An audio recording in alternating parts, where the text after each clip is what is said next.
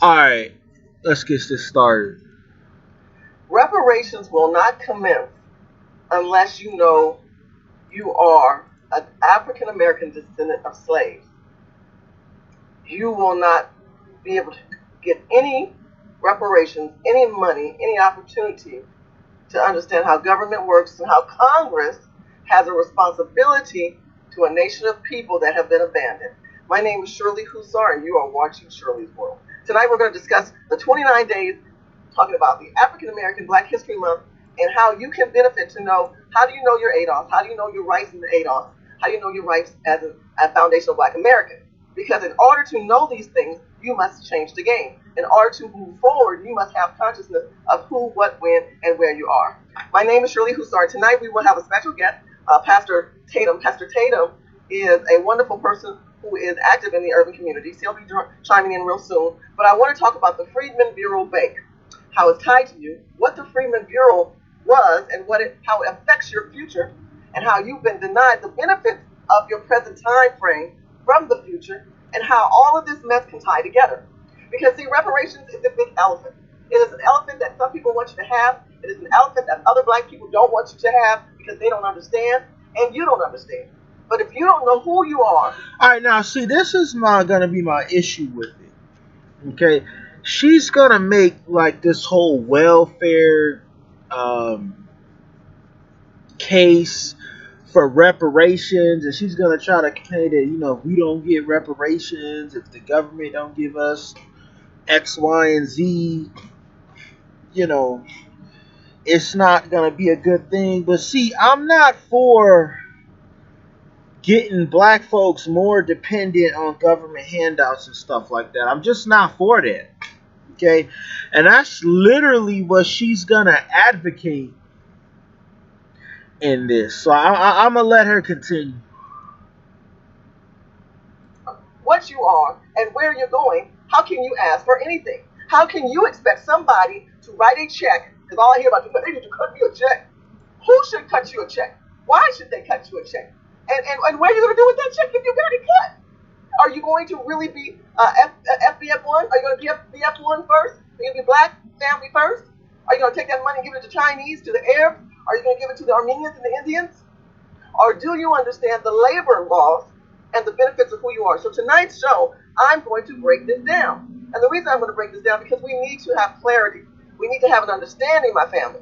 Because as we know, we learn, we grow. But if we don't learn, if we don't take the time to understand the importance of this particular video, out of all the videos that I've done, I ask you to be patient with me. I ask you to get your pen and your paper and your notepad out right now. Get your, as the Yvette Cornell would say, get your libations, get your water, get yourself together, and really grasp what era that we're in 2020.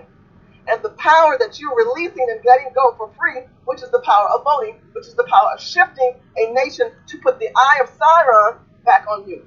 Because if they don't pay attention to you, because you're not saying and being the loudest person in the room, you are going to get nothing. But let's start. Okay, so in other words, Black folks gotta, to get anything, they gotta beg. They gotta constantly go to Congress, the white politicians, and beg for things that they can get themselves, that they don't really have to beg for. But let's continue. The clarification. What is the Freedmen Bureau? I want to explain that to you right now. Hold on one second. I'm going to bring in Pastor Tatum and see if I can get him in the room. Pastor Tatum, are you there? Pastor Tatum? Pastor Tatum, are you there? Okay, Pastor Tatum's trying to get his sound together, and I'm going to bring him out. I'll wait till he can bring his sound. He has no sound, and I told him that before, so he's going to work on that. I want to talk about the Freedmen Bureau. I want you to understand what the Freedmen Bureau was and what it is and what it was in conjunction to our people. Because unless we know how and who we are, we will not grow as a nation of people. This is from the Smithsonian, the National Museum of African American History and Culture, the Smithsonian. These are where your records are. Number one, write this down. I need to find my records.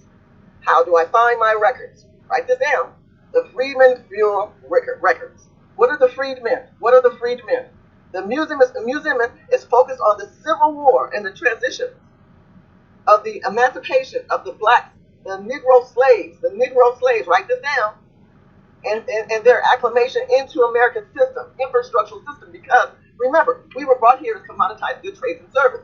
So if we were brought here as commoditized goods, trades, and service, we need to identify that if we were brought here as commodity, but now we're considered human, quote unquote, and how we were treated and how we were banished. Let's hear the transition of this.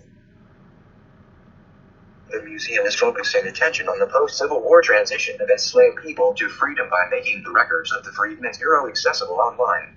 Seek your ancestors in the Civil War era. The United States Bureau of Refugees, Freedmen, and Abandoned Lands, commonly known as the Freedmen's Bureau, was created by Congress in 1865 to assist in the political and social reconstruction of post-war Southern states and to help formerly enslaved people make the transition from slavery to freedom and citizenship.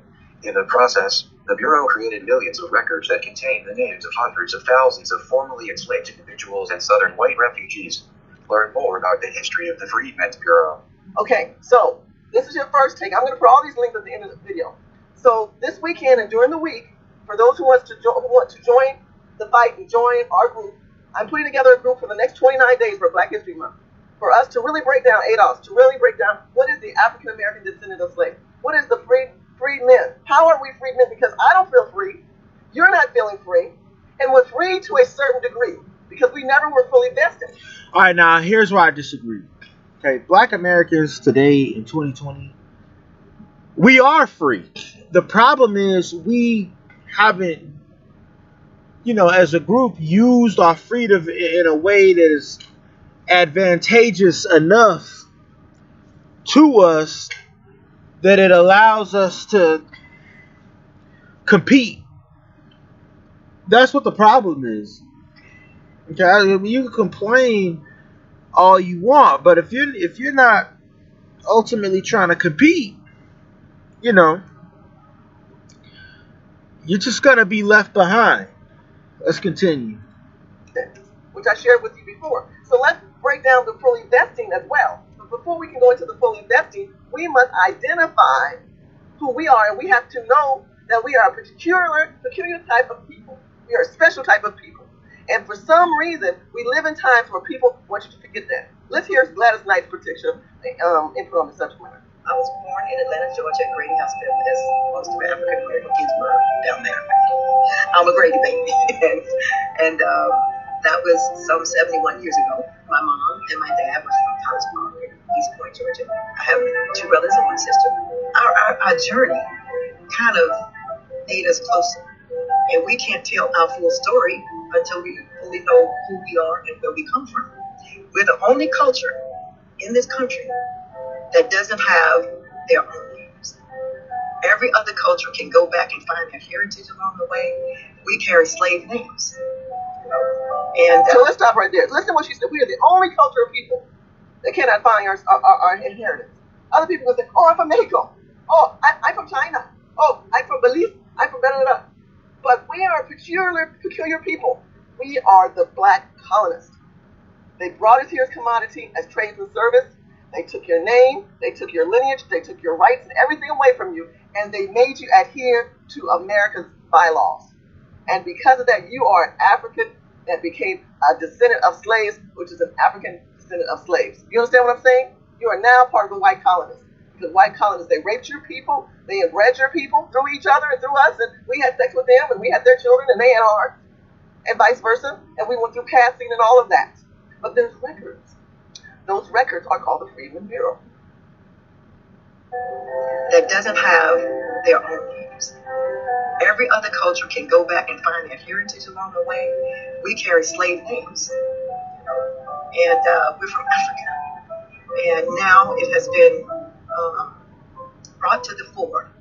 But we can go and find our families' genealogy, which the church is so wonderfully been doing for so many, many years. I believe the Freedmen's Bureau has done something so extraordinarily amazing with getting these records together and making them available to those of us who didn't get the information that we were looking for, or for the world to know.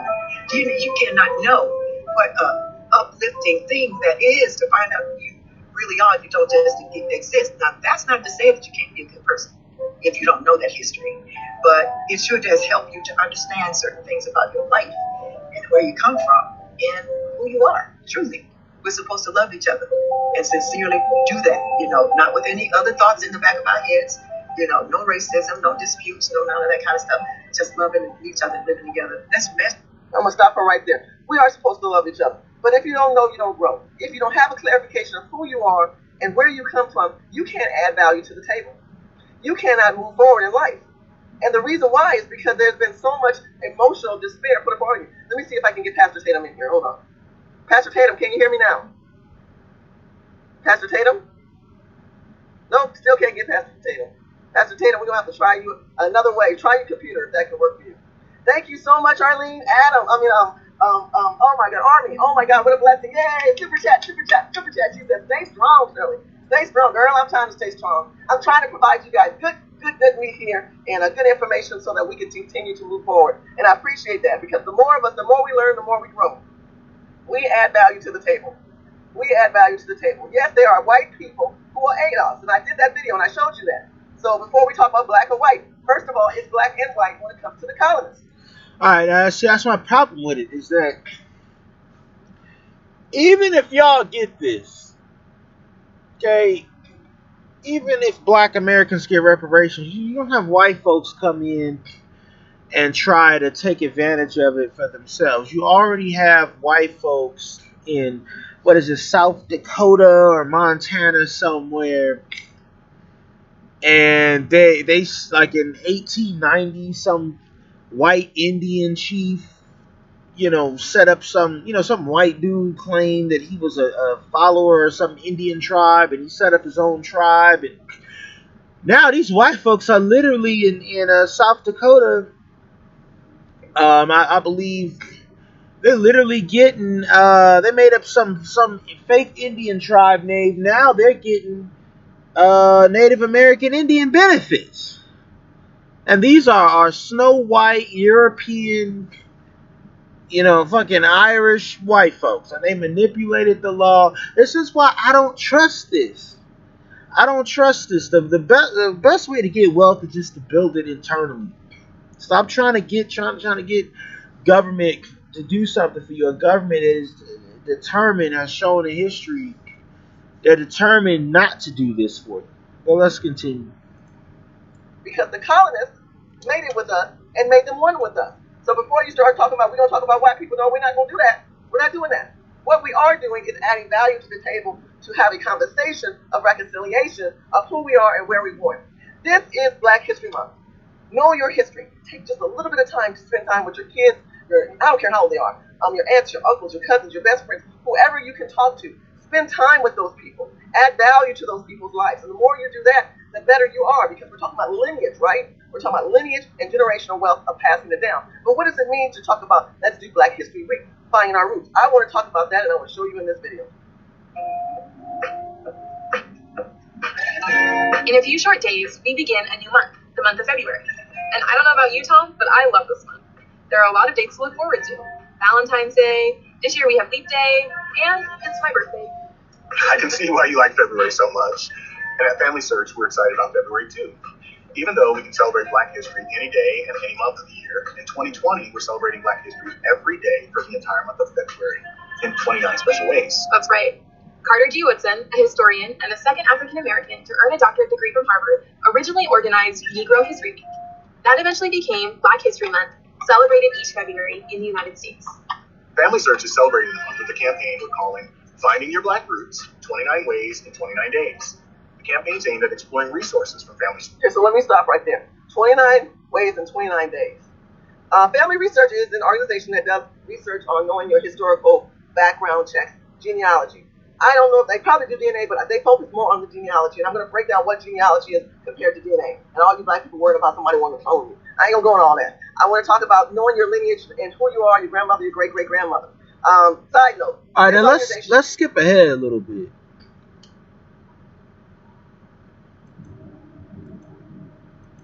What state you live in, Edie? I live in Wisconsin, not too far from Milwaukee. Awesome. So, Edie, tonight's subject, we're going to talk about ADOS, African American or American Descendants of Slaves. We're going to talk about the foundational people, and we're talking about Black History Month. How do African Americans know who they are? So we're just going to kind of share and weigh in on different videos, and I'll bring you in from time to time. Is that okay? Sure, sounds fine. Okay, so let's keep going, you guys. My next article I want to share with you has to deal with the Freedmen Bureau. The Freedmen Bureau Bank, I want to go back to that because I want you to understand that the Freedmen Bureau was a bureau that was put together because of the Civil War and what happened after the Civil War. Because like I told you, when Lincoln died, Andrew Johnson became president. And Andrew Johnson did not help black people. If anything, he created laws and bylaws and rules that was divisive among our people. And see, that's the point I'm trying to make. Is that the U.S. government historically, they've been determined not to promote black empowerment. You know, on a governmental level. That's what I'm telling you is black folks. Anything you get, you have to get it for yourself. You have to build it for yourself. Government is not going to help you. They're not going to help you outcompete them in society. That's just what it is. Let's continue. And this was not a good thing. So there's a professor at Columbia University. This professor gives a breakdown, and I'm going to stop him from time to time so that you can understand. I want you to kind of get a really good perspective of the Freedmen Bureau and this input of it. Before I do, I'm going to ask Edie a couple of questions I'm just thinking right now. Edie, let me ask you this question. Are you familiar with the Freedmen Bureau? Just a little bit. I remember learning about it in history class, but I don't have a real in-depth knowledge of it, no. So share your thoughts of what you know from the Freedmen Bureau. Well, if I remember correctly, it had to do with trying to put feet to the idea of Reconstruction, if that's correct. Okay. Is that correct? No, I want to hear your thing, and how so? Well, I have the understanding that they were put together to set up banks and not credit unions, but economic organizations to help blacks that had been freed to be able to get their feet on the ground. And as I understand it, a lot of their efforts were co-opted by probably, basically globalist type people that have been there for a long time who, have worked hard to make us all poor if they could in any way, shape, or form. Okay. So I'm gonna share a lot of things you said has a good credit balance to it, and it's true. But it's a little bit more intensive than that. Freedmen Bureau was like FEMA today. Like if we were to have something really bad happen, FEMA steps in and it helps establish kind of a congruent settlement within the communities to get things going back to normal again. Well, the Freedmen Bureau was similar to that, but it was a little bit different. And so we're going to hear the professor's perspective, and we're going to also see a short video's perspective of the Freedmen Bureau. And then after that, me and you can discuss what we got from it and see if me and you got it right or wrong. How's that sound? Okay. Sounds good. All right, here we go, you guys.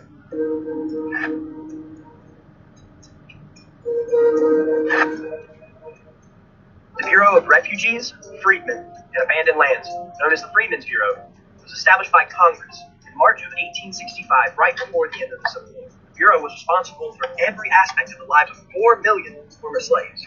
I'm going to start right here. Well, who established the Freedmen Bureau? Congress. All right, now right there, that's nothing but social welfare. You want a government institution responsible for the lives of millions of black people. Okay, and it failed. Okay, but you want to bring it back. Social welfare is a failure. It fails. It does not help people. It does not pull people out of poverty. It's not helping Native Americans. That's why Indian reservations are some of the most least economically developed places in the country, full of poverty. Okay, but yeah, here she is promoting this stuff. Let's continue. That's what I want you to get. Let's keep going.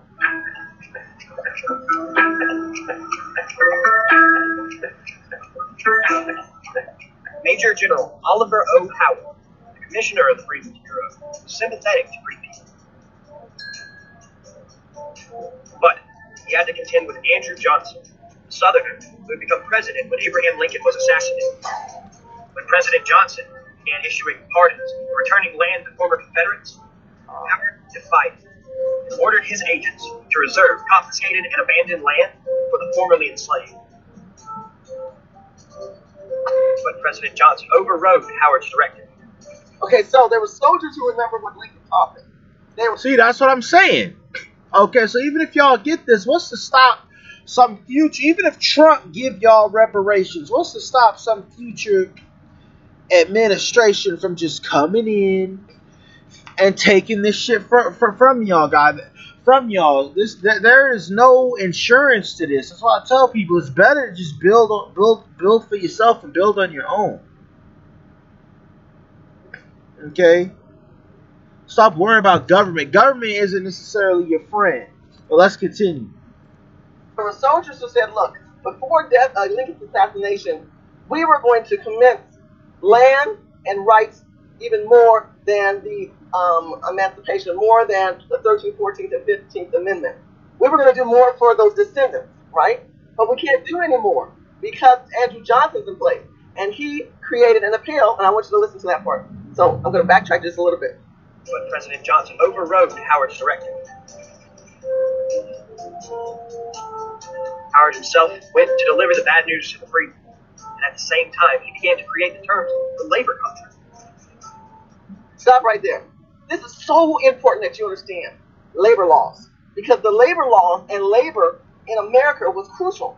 The African Americans and the whites worked together in labor rights, but there were certain contracts where now, okay, these Negroes, they ain't no longer slaves. They gonna work like we don't work. How is all this gonna come together? We can't do it the way we used to, like the slaves, and we can't do it the way we used to, like the Northerners. So we have to commemorate a new reconstruction of America. And they kept going back and forth because Lincoln had all the blueprints, and Andrew Johnson was shifting and changing those blueprints. Let's keep going. Howard delayed the signing of contracts 2 months in hopes that the new Republican Congress would find a way for former slaves to become landowners. Congress refused. The majority of the Southern land returned to the white elites. In the summer of 1872, Congress shut the Freedmen's Bureau down. Okay, so the summer of 1872. Okay, there you go. They just shut the shit down. It was gone. Okay. And what happened after that is black folks still thrived. A lot of black folks, they still built their own towns, their own communities, okay, their own farms and stuff. A lot of them still built very successful places. And don't let them tell you that they all got burned down in race riots. It's not true. Okay. Those towns over time got abandoned because of social integration. You know, the idea of social integration came in, and that discouraged a lot of black folks from investing in their own communities, and they wanted to go join in with the dominant society. But we've seen what the result of that has been. Okay, but I'm gonna continue a little bit more, and that's gonna be it. They shut the Freedmen's Bureau down, and later on that summer of 1877, the Union pulled out of the South, abandoning black people. But again, today's subject matter is, how do you know you are a descendant of slaves, and what benefits should you acquire? Let's go back to Edie. Edie, what's your take on what you've seen so far? What's your take on it?